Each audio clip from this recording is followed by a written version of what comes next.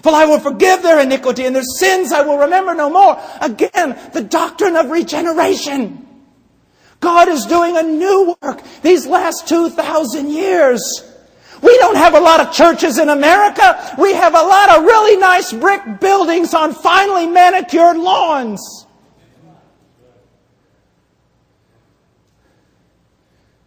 Just because someone says they're of the church or they're Christian doesn't make it so. Look what he says. They'll not even have to teach one another. And that doesn't mean there won't be teachers and preachers. But there will all be an outstanding knowledge of God among them. Particularly with regard to their sins having been forgiven. Quickly, just look at 32, chapter 32. Verse 38.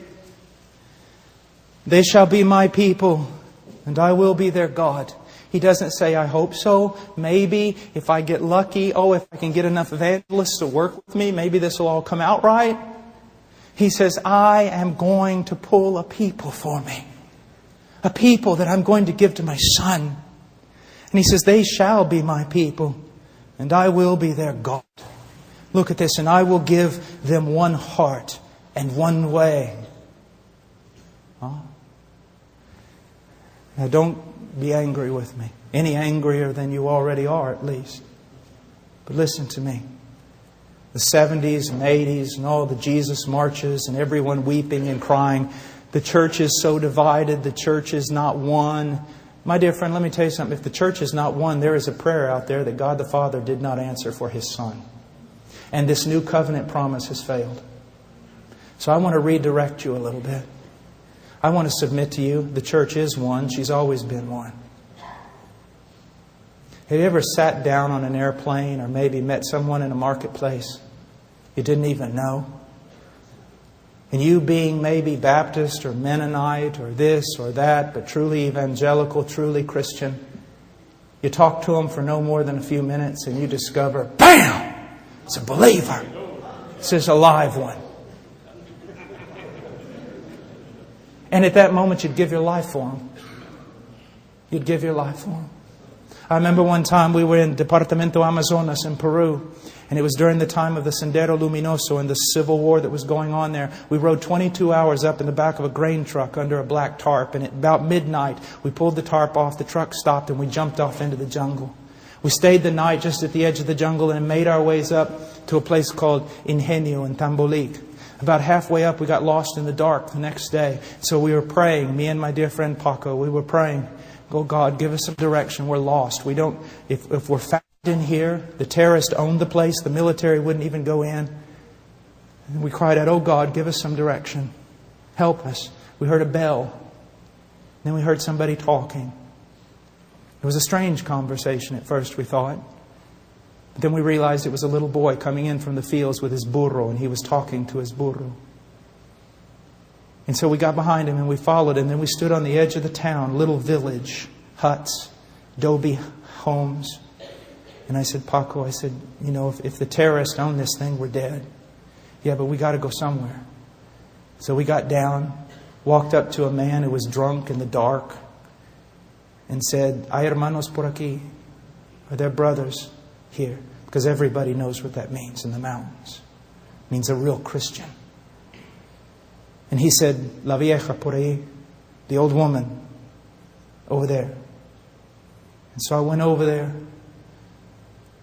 It was an old Nazarene woman. And I knocked on the door. I said, I am an evangelical pastor. Please help me. And that old woman reached out with that lantern. She grabbed me. She pulled me inside. She grabbed Paco, took us down. Her house was cut out of a kind of a cliff in the mud, and took us down in the basement where there was some hay and chickens and things. And she sat us there and she lit a lamp. And then a little boy came in and she called to him and said, go get the other brothers. And they started bringing chickens and yucca and everything else, risking their life. Why? Because we are one. Stop saying all these silly things that you're saying, that the body of Christ is divided and it's a mess and it's full of sin. I would not talk about the bride of Christ that way if I was you. What you've got is a bunch of goats and tares among the sheep.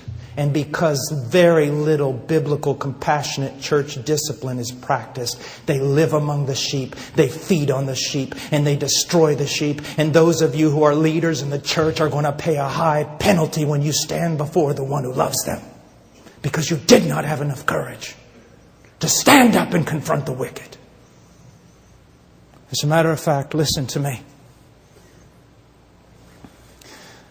The average scenario in North America with regard to churches, by and large, the churches are democracies. And I don't want to get into the ifs or pros or cons of that.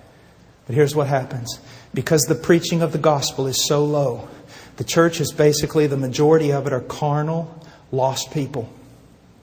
And because it is a democracy, they by and large govern the direction of the church. And because the pastor doesn't want to lose the great number of people, and because he has wrong ideas regarding evangelism and true conversion, he caters to the wicked in his church. And his little group of true sheep that belong to Jesus Christ are sitting there in the midst of all the theater, in the midst of all the worldliness, in the midst of all the multimedia, going, we just want to worship Jesus, and we just want someone to teach us the Bible. And pastors are going to pay for that.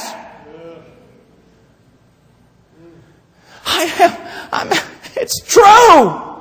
It's just true. You're saying, oh, you're just angry. My dear friend, you know what it costs me to say this? It's true. Trying to keep together a bunch of wicked people while a little flock in the midst of them are starving to death and are made to go in directions they don't want to go with the carnal majority. Listen to me. If my wife was at Walmart late one night and you walked by as a man and you saw that 2 men were abusing her, 3, 4, 5, 10 men were abusing her and hurting her, and you put your head down in the name of self-preservation and you walked by, I want to tell you something, my friend. I will not only look for those 10 men, I will look for you. It is the bride of Christ, and she is precious to Him. It's going to cost you to serve Jesus. It could cost you your church, your reputation, and your denomination, absolutely everything. But the bride of Jesus Christ is worth it.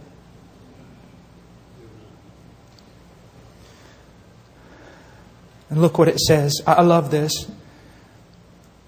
Look, 39. I will give them one heart and one way. And what is that way? It's Christ and it's holiness. Every true believer I've ever met spoke much of Christ and had a longing desire to be more holy than they were. More conformed to Christ. And look, I will give them one heart and one way, that they may fear me always, for their own good and for the good of their children after them. Oh, what a text that is. But let's just go on really quickly. I will make an everlasting covenant with them, that I will not turn away from them to do them good. Now, we just read this and so many people who are wicked, who are lost, they just go to church on Sunday. They hear this verse. Yes, God has made an everlasting covenant with me. He will never turn away from me. Never, never. I am secure because of God's grace. But they fail to read the second part. And look what it says. I will make an everlasting covenant with them, that I will not turn away from them to do them good. And I will put the fear of me in their hearts, so that they will not turn away from me. The evidence that God's made an everlasting covenant with you, sir, is that He's put the fear of God in you so that you will not turn away from Him. And if you turn away from Him and He does not discipline you, and you continue turning away from Him, it is evidence that He has not put His fear in you. You have not been regenerated, and you have no covenant with God at all. Oh, it's true. The seventh indictment, and we'll just rush through this. And I know that this is misunderstood today, and so I'm going to define it. A lack of loving and compassionate church discipline. Most evangelical pastors in America today ought to take Matthew 18 and rip it right out of their Bible. You can't do that, sir. You got to take the whole thing. Many pastors, their theology gets left behind when they come out of their office, out of their study. They're theological in conversation, they're theological in their office, but when they step out, they run the church by carnal means. I am not an elder at my church, and have not been there very long, so I can say this without boasting. It practices church discipline. It's a very large church, about 1,000. And they estimated they've saved 30 marriages in the last several years through loving, compassionate church discipline that does not begin with excommunication. It begins with ye who are spiritual. We say, oh, I'm too loving. We can't practice discipline. We're just too loving. You're more loving than Jesus. He's the one who commanded this.